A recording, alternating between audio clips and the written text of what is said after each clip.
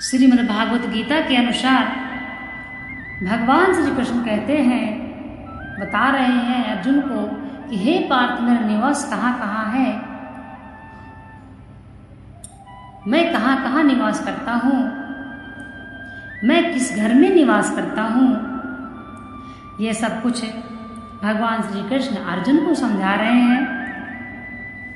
भगवान श्री कृष्ण कह रहे हैं, अस्वथा सर्वक्षाणां देवर्षीणां च नारदः गंधवर्णां चित्रतः सिद्धानां कपिलो मुनिः। अर्थात मैं सब वृक्षों में पीपल का वृक्ष, देवर्षियों में नारद मुनि, गंधर्वों में चित्ररथ और सिद्धों में कपिल मुनि हूँ। वृक्षों में पीपल के वृक्ष को अपना स्वरूप बतलाने का क्या मतलब है। अब आप पीपल के वृक्ष का महत्व आज समझेंगे। पीपल का वृक्ष समस्त वनस्पतियों में राजा और पूजनीय माना गया है। यदि आप कहीं भी जाते हैं, रास्ते में आपको पीपल का वृक्ष मिले, मार्ग में मिले, और आप वहाँ से गुजर रहे हैं, आप वहाँ से निकल रहे हैं, तो आपको वहाँ वृक्ष को नारायण का रूप समझकर प्रणाम करना चाहिए। भगवान बता रहे हैं देवर्षि किनको कहते हैं और उनमें नारद को अपना स्वरूप बतलाने का क्या अभिप्राय है। देवर्षि के लक्षण 12वें 13वें श्लोकों की टीका में दिए गए हैं, वहां उन्हें पढ़ना चाहिए। ऐसे देवर्षियों में नारद जी सबसे श्रेष्ठ हैं। साथ ही वे भगवान के परम अनन्य भक्त और महान ज्ञानी और निपुण मंत्र दृष्टा हैं। इसलिए नारद जी को भगवान ने अपना स्वरूप बतलाया। नारद जी के संबंधों में भी 12वें 13वें श्लोकों की टिप्पणी में देखना चाहिए। पीपल की जड़ में विष्णु, देखिए बहुत ही समझने का विषय है, क्योंकि सभी पीपल की वृक्ष की पूजा करते हैं। हिंदू धर्म में पीपल के वृक्ष की पूजा होती है। एक हिंदू धर्म ही ऐसा धर्म है कि वृक्षों को भी पूजा जाता है। यानी भगवान श्री कृष्ण कहते हैं कि मैं हर जीव में ब्रह्म को देखिए और हर जीव पे दया करनी चाहिए। हर जीव में आत्मा होती है। जिस तरह से हम अपने को हर चीज़ महसूस करते हैं, उसी प्रकार जानवर भी महसूस करता है। इसलिए हर जीव में ब्रह्म को देखिए। और यह बात एकदम सत्य है। चाहे आप छोटे से जीव को, चींटी के ले लीजिए। यदि चींटी कहीं रास्ते में जा रही है, आप उसके पास उंगली रखेंगे तो वह जरूर भाग जाएगी अपनी जान बचाने के लिए। इसी प्रकार से कोई भी जीव है, अगर आप उस पर हाथ रखेंगे, उसको छेड़ेंगे, जल्दी से भागेगा। यदि आपको नहीं पहचानता है, अनजान है, तो भागेगा, जान बचाते दो भाग जाएगा। क्यों? उसके अंदर प्राण है, आत्मा है, उसको कष्ट की अनुभूति होती है, उसको भी दुख दर्द का अनुभूति होता है, क्योंकि वह एक आत्मा है, जीवात्मा है। इसलिए हिंदू धर्म में सभी जीवों में ब्रह्म को ही देखना चाहिए। सभी जीव ब्रह्म है। और हिंदू धर्म ही एक ऐसा धर्म है जिसमें वृक्षों की भी पूजा होती है। तो पीपल का जो वृक्ष है वह श्रेष्ठ बतलाया गया है। पीपल की जड़ में किसका निवास है? पीपल के जड़ में भगवान विष्णु का निवास होता है। तने में केशव का निवास होता है और शाखाओं में नारायण का निवास होता है। पत्तों में भगवान हरि और फल में सब देवताओं से युक्त अच्युत सदा निवास करते हैं। इसमें कुछ भी संदेह नहीं। यह वृक्ष मूर्तिमान श्री विष्णु स्वरूप है। महात्मा पुरुष इस वृक्ष के पुण्यमय मूल की सेवा करते हैं। इसका गुणों से युक्त और कामनादायक आश्रय मनुष्यों के हजारों पापों का नाश करने वाला है। इसके अतिरिक्त वैदिक ग्रंथों में भी अस्वस्थक मुनि बड़ी महिमा है।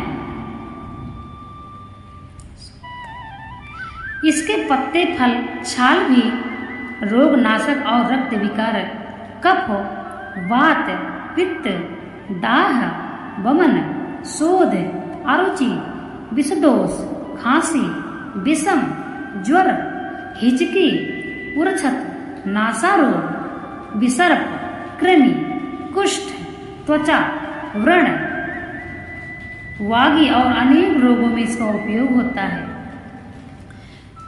चित्ररथ गंधर्व को अपना स्वरूप बतलाने का क्या अभिप्राय है?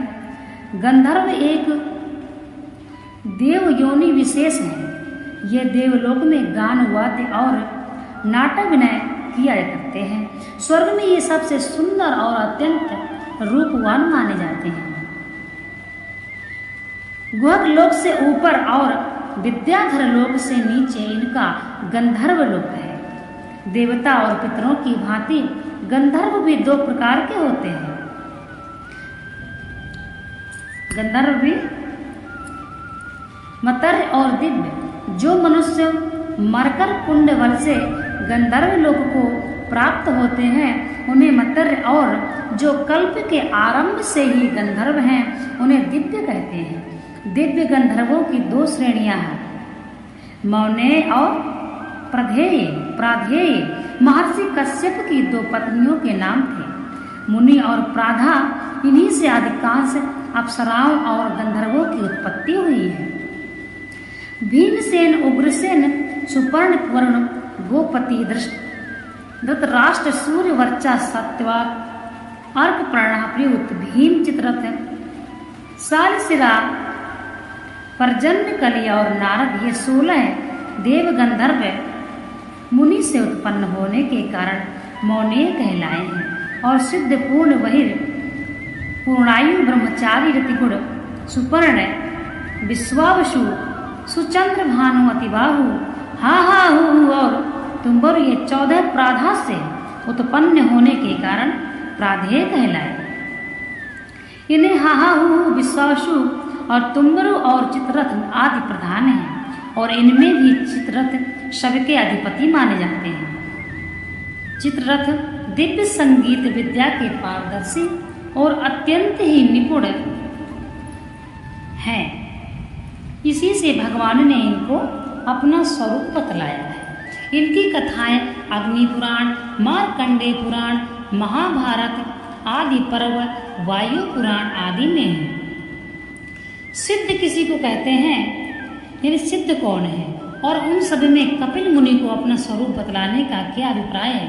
जो सर्व प्रकार की स्थूल और सूक्ष्म जगत की सिद्धियों को प्राप्त हो तथा धर्म, ज्ञान, ऐश्वर्य और वैराग्य आदि श्रेष्ठ गुणों से पूर्णतया संपन्न हो, उनको सिद्ध कहते हैं।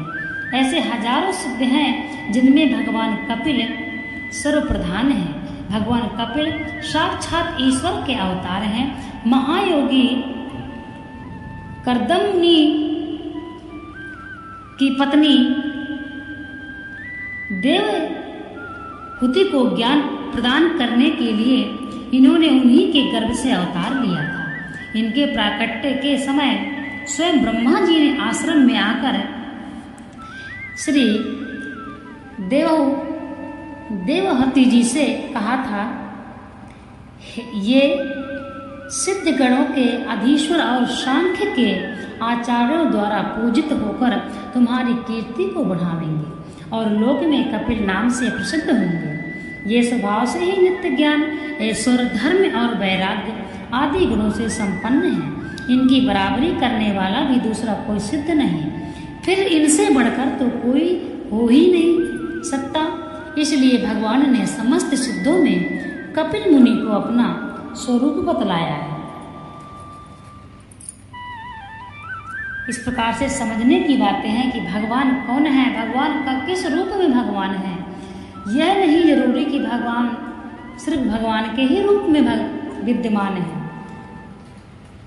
ऐसे बहुत से रूप हैं जो हमारे साक्षात हैं, सगुण हैं और वह भगवान का ही रूप है, परंतु सकल पदार्थ या जगमाही कर्महीन नर पावत, ना ही मनुष्य समझ नहीं पाता है। जय जय श्री राम।